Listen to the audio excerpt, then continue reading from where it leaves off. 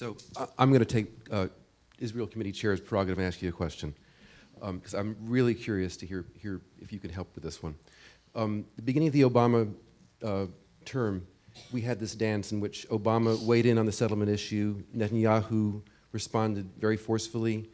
Many people in the Jewish community had very strong opinions as a result of that, and for some of us, it was that phenomenon that all parents know. If you want your kid not to do it, you order him to do it. And there was a certain oppositional clarity, but the whole thing was very muddled. And I'm wondering, can you unpack for us that dance and help us think through that in the vein of what you were exhorting us to do, having an honest dialogue about a difficult question?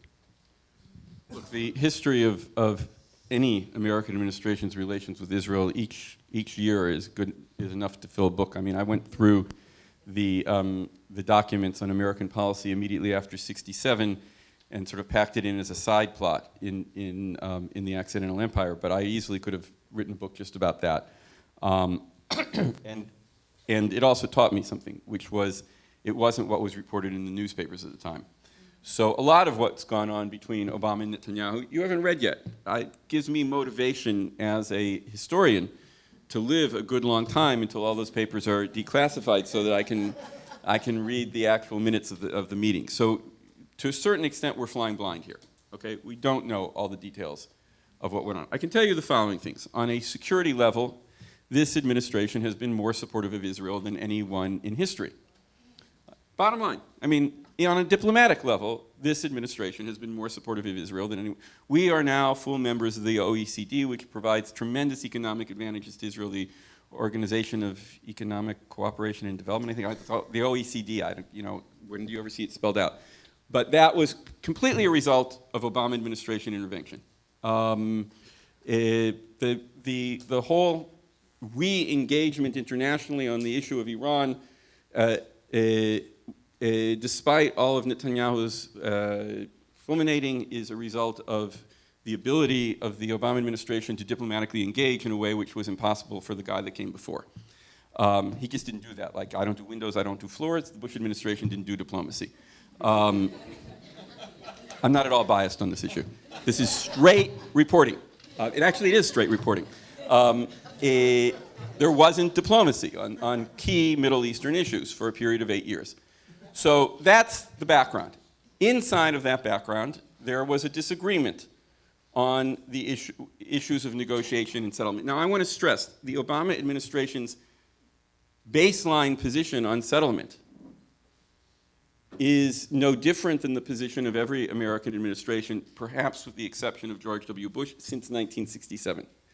I know the papers. I've seen them. Every American administration has been opposed to settlement. Not only that, every administration between the Johnson administration and the Carter administration explicitly said that settlements violated international law.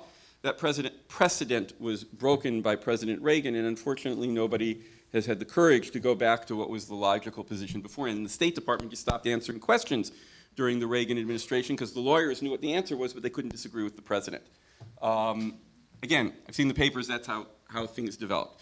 So when Obama said, you have to stop settlements and you have to negotiate on the basis of the pre-67 lines, the only thing that he was doing that was unusual was actually trying to press the point, because usually those positions had been the official positions of the government. They hadn't, except with some rare exceptions during Kissinger's shuttles after 73, during the peace talks under the Carter administration and to some extent under the first Bush administration, American administrations had held a position but had never bothered to try to carry it out. In the actual arm wrestling over that issue, for all practical purposes, Netanyahu won.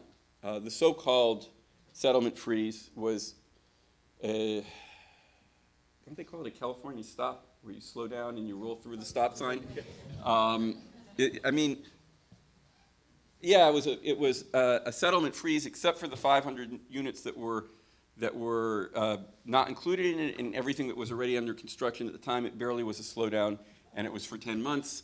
and it wasn't taken seriously by anybody. It was a face-saving measure for Obama when he failed to convince Netanyahu to engage in a real freeze. Why was he less successful than that? I don't know. I mean, I think that's part of the whole analysis of compromise and partisanship and so forth that's going on a lot of other issues within American politics. I think that both in terms of Israel and the United States, it's a shame that President Obama wasn't more successful in that, because every additional house that we build with government subsidies, and they're all built with government subsidies in the settlements, is taking us deeper into a quagmire which we need to get out of. It's like LBJ talking about the fact that we want to end the Vietnam War and then sending more troops in. It's like, how come you're talking about going in this direction when you're driving the other way? So I think that it was congruent with both Israeli and American interests that Obama was pressing for that freeze. And I can't explain to you the whole internal mechanics of why he was unsuccessful. Thank you. Waist deep in the big muddy when the big fool said to push on, was Yeah. the Pete Seeger line. Talk about the other ticking population time bomb. Hundreds of thousands of non-Arabs, Asians, African, East European. Are they disenfranchised, and what does the future hold for them?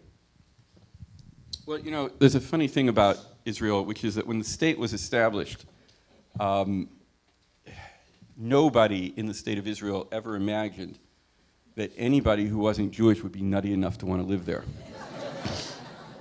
It was poor, it was a dangerous place, and it's a sign of our success that we have several kinds of non-Jewish immigrants. We have economic immigrants who were called foreign workers for many years until people finally accepted the fact that these were actually economic immigrants, undocumented illegal economic immigrants. We have a refugee population which includes Sudanese, some of them Darfuri refugees, a lot of Eritreans and people elsewhere from Africa who have crossed the Sinai Desert into Israel for safety. At my Seder 3 or 4 years ago, we had a young man for Seder who was a southern Sudanese former slave. That was a mind-boggler for Seder. A journalist friend of mine introduced me to this guy. He was in Israel because he'd escaped from the Sudan to Egypt. The Egyptian security services were cooperating with the Sudanese security services. So his friend's mother hocked her jewels that she got when she got married, and he and his friend paid a smuggler to smuggle them across the Sinai Desert to Israel. So we now have people who want to live in Israel who aren't Jewish. And we're, again, not accepting our success by not understanding that we need to come up, like every Western country, with real policies for dealing with the situation. We have to cope with, none of these issues are easy. Every country in Europe, every Western country deals with both of those issues. There are better and worse arrangements. There are no easy answers. But I think that we can't just go with the law of return anymore as our immigration policy. Now, there's one other important thing to realize about these immigrants, and Tal hinted at this morning. They assimilate. Assimilation in the state of Israel means they start speaking Hebrew. Kids start coming home and asking their parents why they don't have a menorah. The church holds its services on Saturday because that's the day off. They assimilate, all right? Get it? We're the majority. They assimilate. Okay, so I think in 2008, when it was the 60th anniversary of the State of Israel, this Canadian newspaper asked me to write a story on they asked several Israeli writers to write on 60 years of Israel, and so they said, I'm going to write on 80 years of Israel. I'm going to describe what I would like Israel to look like in 1980. And the first paragraph of my piece described how a former Darfuri refugee who'd come across the Sinai to Israel won the Sapir Literature Prize in the year 2028 for his novel about the immigrant experience in Israel. Okay, in gorgeous Hebrew mixed with the partially Swahili, partially Thai patois of southern Tel Aviv. Okay, I think that Israel's got a strong enough Jewish-Israeli culture that on the one hand, we can successfully integrate people into that culture who don't come from a Jewish background. I'm not talking about them converting, I'm talking about them becoming part of the cultural majority of the state of Israel. And I think that we have a moral obligation to the Jewish past, particularly on the refugee issue, to come to a way of dealing with that instead of, as some people in the current government are doing, just trying to deny that it exists. On the wall of Yad Vashem, in the part of the exhibit that's dealing with the late 30s and the refusal of Western countries to take in refugees, there's a quote from an Australian official that says, "Australia has no race problem and we have no desire to create one," explaining why they weren't going to take in Jewish refugees. Okay, that's up there as a mark of shame. Okay, so I think Israel has to come to a way of granting asylum. Now, we can't grant asylum to all of Africa, right? And we happen to be the one Western country with a direct land border with Africa, and so it's an easy place, relatively speaking. All you have to do is hike all the way across Egypt, but okay, it's a relatively easy place for Eritreans and Sudanese to get to. At least you don't have to hike across the Mediterranean. And so, you know, my proposal at one point, I've written this a couple of times, it's not 100% serious, but it's a serious direction. As I said, if we have more refugees than we can handle, we should call an international conference of Western countries based on the call to deal with refugees in the 30s, and we should hold that conference at Yad Vashem. And we should put the fire to the feet of the other Western countries for how many they're going to take out of the refugees that reach our shores. But we should deal with it directly as a country, fully cognizant of our Jewish past and not try to pretend like it's not there. Thank you. And I'm going to stop the questions there. I want to say a couple of words about Gershom's book, which is for sale outside. And I'm going to shamelessly shill for it because I think it's really important and really worth reading.